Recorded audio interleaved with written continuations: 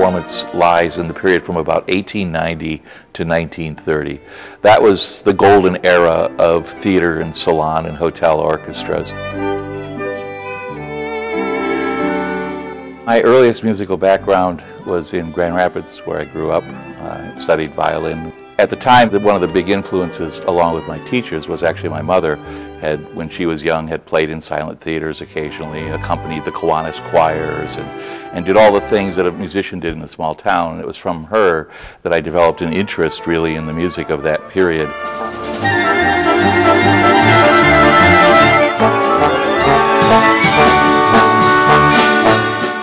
When this beautiful theater here in Bay City, the State Theater, began renovation plans, I realized that with its small stage and its intimate setting, it was an ideal place, not for a large orchestra, but for an orchestra that would be a dozen players or so, modeled after the old theater orchestras.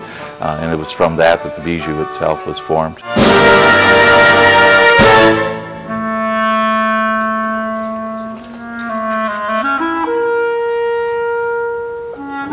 We'll play everything from Tin Pan Alley to Piazzolla, everything from tangos to the music of Vienna just before the turn of the 20th century.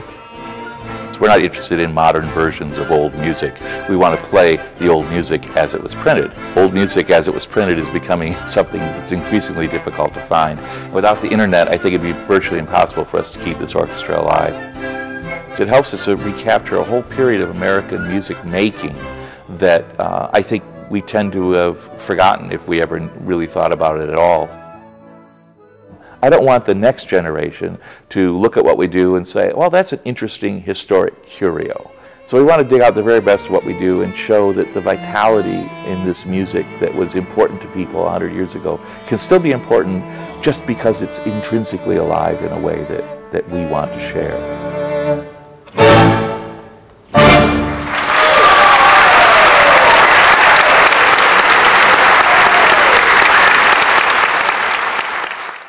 Produced by Michigan Television in partnership with the Michigan Council for Arts and Cultural Affairs and the Michigan Humanities Council.